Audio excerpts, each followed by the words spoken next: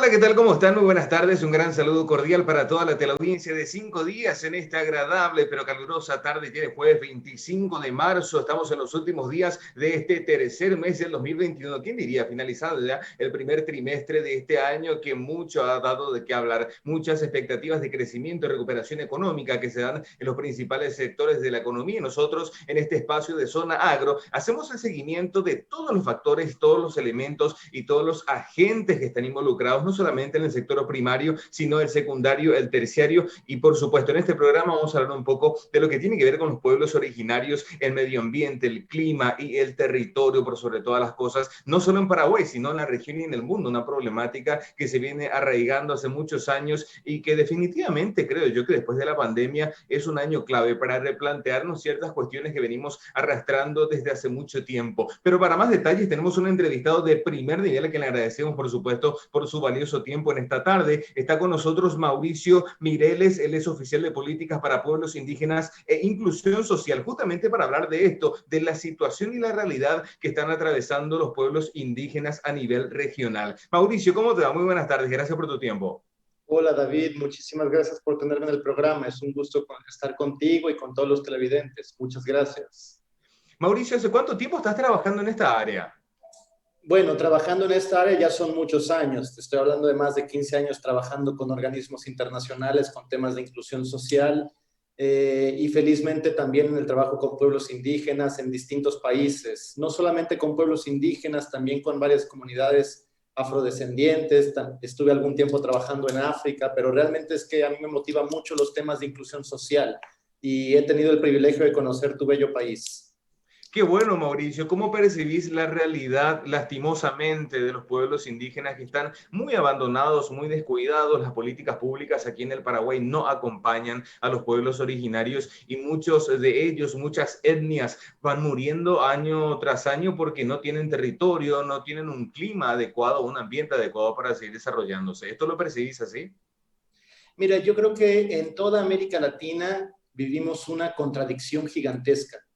Por un lado, si uno hace una comparativa con cualquier otra región del mundo, somos la región del mundo donde más hemos ratificado el Convenio 169 de las Naciones Unidas, hemos hecho modificaciones constitucionales, muchas veces hemos hecho acuerdos y concesiones territoriales para reconocer los derechos de los pueblos indígenas. Pero nos falta salir del papel. En muchos casos nos hemos quedado un poco en el reconocimiento de los derechos legales, pero no hemos pasado a la implementación. Y creo que esto es donde vemos una dicotomía y donde aún hay un gran trabajo que podemos hacer. Y eso pues no es la excepción en Paraguay. Creo que también hay un gran trabajo que se puede hacer para reconocer que el reconocimiento de los derechos y trabajar la tenencia colectiva de los derechos de los pueblos indígenas no es solo un deber desde una perspectiva de derechos humanos, sino también es una oportunidad. Y es una oportunidad para la acción climática. Y además de todo esto, de que, bueno, ellos son los dueños originarios de nuestras tierras. Es ahí también donde cae una contradicción de que muchas veces, en este caso el INDER, por ejemplo, Secretarías del Estado, no sé por qué crean tantos obstáculos para proveerles de un terreno, un territorio donde puedan estar y desarrollarse libres, porque al fin y al cabo ellos son los protectores de nuestras tierras. Esto es así. Hay un estudio de por medio también, Mauricio, que no sé si estuviste realizando o recopilaste información al respecto del impacto positivo que se da a nivel medio ambiente cuando los pueblos originarios están donde deben estar y por supuesto esa vinculación que ellos tienen con el medio ambiente, ¿no? Exactamente, David. Mira, solamente para darte una idea del informe que acabamos de lanzar, que se llama Los pueblos indígenas y tribales y la gobernanza de los bosques, una oportunidad para la acción climática en América Latina y el Caribe. E invitamos a todos los televidentes a que puedan conocer este material, que es una gran compilación realizada por el doctor David Kaimowitz, que ahora colabora también con nosotros en FAO y que en un equipo coordinamos de manera conjunta, en el cual recopilamos más de 300 fuentes de información bibliográfica recientes que constatan que cuando uno reconoce los derechos territoriales y genera incentivos económicos, laborales, para que los pueblos puedan hacer algo que por su propia cosmovisión hacen muy bien, se da un conjunto de condiciones que permite que realmente haya mayores tasas de absorción de carbono, haya menores tasas de deforestación, haya menos fragmentación de los bosques. Y esto es un dato muy relevante. ¿Por qué? Porque los pueblos indígenas y tribales en América Latina y el Caribe manejan aproximadamente entre 320 a 380 millones de hectáreas de bosque.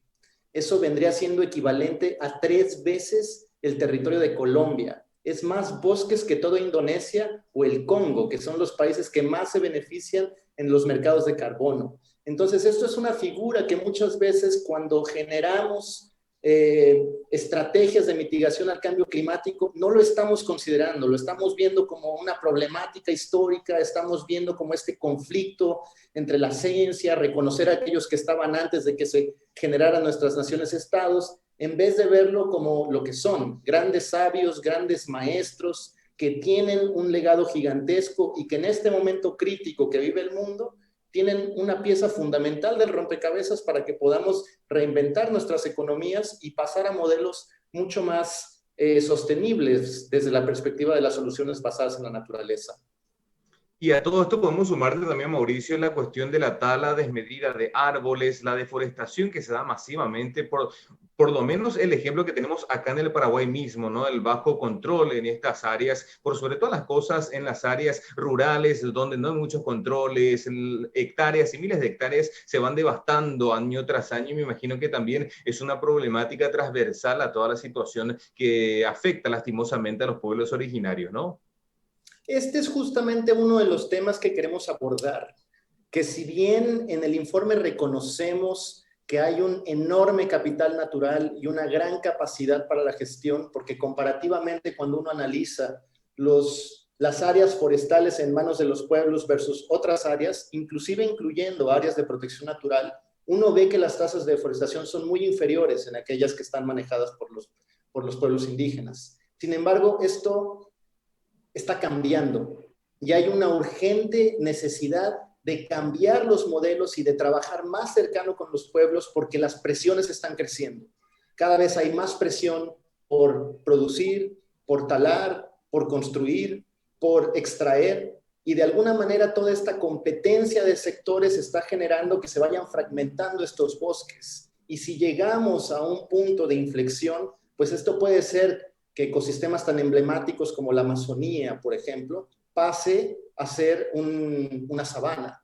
O sea, estamos en un punto crítico en el cual hay que reconocer que no se trata únicamente de un reconocimiento de derechos solamente para la protección de unos cuantos, sino de un aporte que unos cuantos, y en este caso los pueblos originarios, hacen para todos nuestros países y también para la humanidad. Totalmente. Colateralmente a esto, creo yo que podemos destacar inclusive este auge que se ha venido dando en los últimos años de empresas B, empresas que son más ecológicas, empresas que lentamente van, digamos, creando conciencia en su entorno directo, a nivel internacional también, y es un paso, digamos, lento pero seguro que al fin y al cabo va a terminar beneficiando también al medio ambiente, Mauricio, ¿no?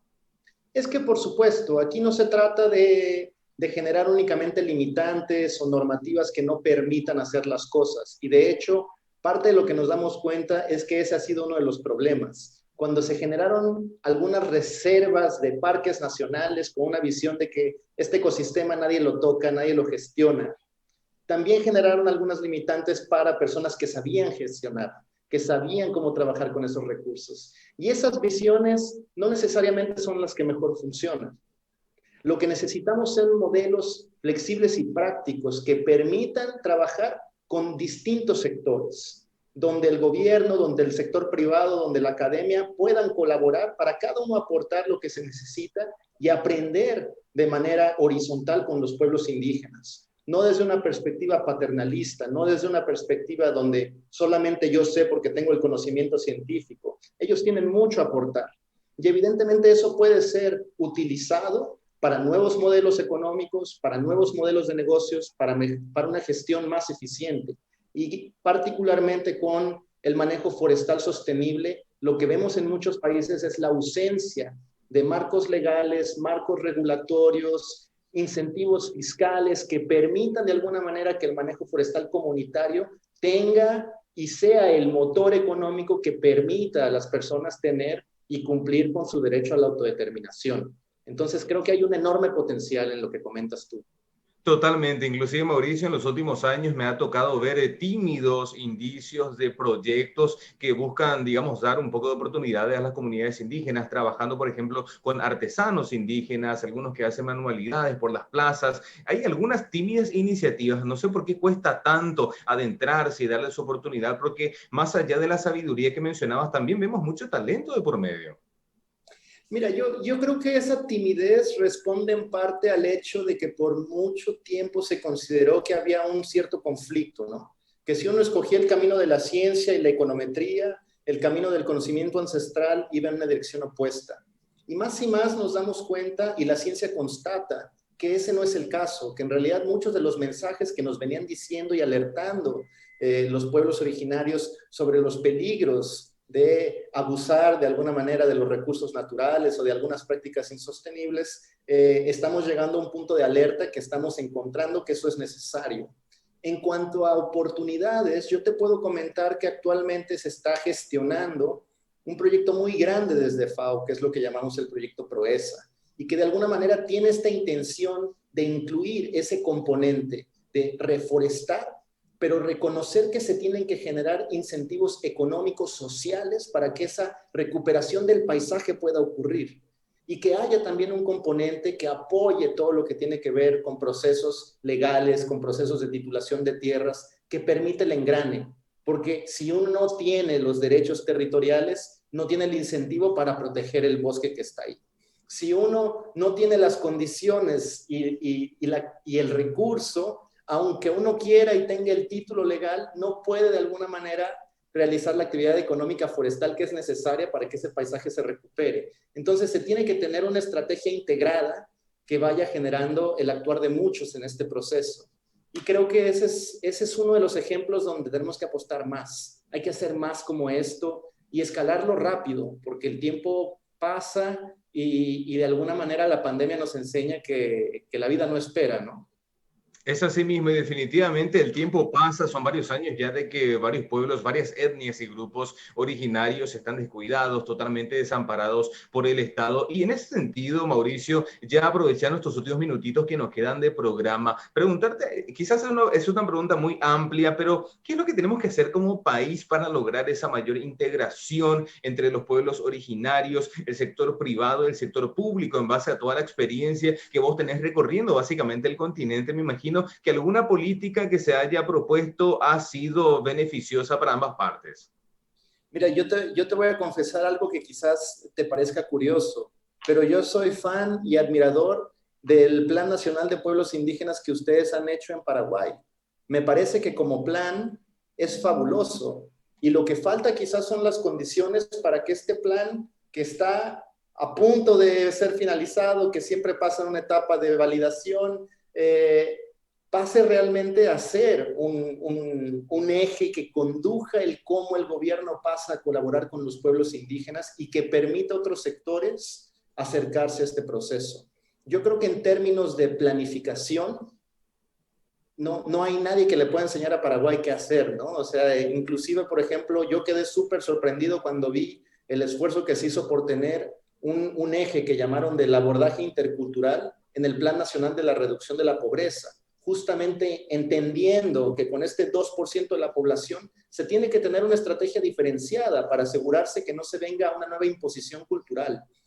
De manera muy general, yo te diría que si encontramos un balance entre generar pertinencia cultural en aquellas políticas universales que tenemos que ofrecer a todas las personas que estén en alguna situación de vulnerabilidad ante cualquier servicio que al Estado le corresponde, pero por el otro lado también generar oportunidades específicas a partir de los conocimientos, de las riquezas y de las condiciones únicas y especiales que tienen los pueblos originarios. Creo que eso nos permitiría como sociedad no solamente tener esa integración, sino realmente tener sociedades mucho más multiculturales, mucho más ricas y que nos permitan convivir con lo que somos como latinoamericanos, que es esta gran mezcla de culturas, ¿no? Totalmente, y quedarnos al fin y al cabo, digamos, con esa integración cultural, volver a nuestras raíces, conocer de dónde partió todo y mantener siempre los pies sobre la tierra, valga bien este juego de palabras. Mauricio, lastimosamente por cuestiones de tiempo hay muchas preguntas más que me gustaría hacerte, pero como ya sabes cómo funciona este tema televisivo, tenemos que ir cerrando, agradeciendo tu tiempo. Quizás para una siguiente ocasión podamos abordar muchos otros ejes temáticos que hacen a la importancia de la preservación de los pueblos originarios. Agradeciendo el tiempo que nos brindaste en esta tarde, te deseamos muchos éxitos y como yo siempre digo, esperando que nos sea la última entrevista. Muchísimas gracias, David, que estés muy bien y saludos a todos los televidentes.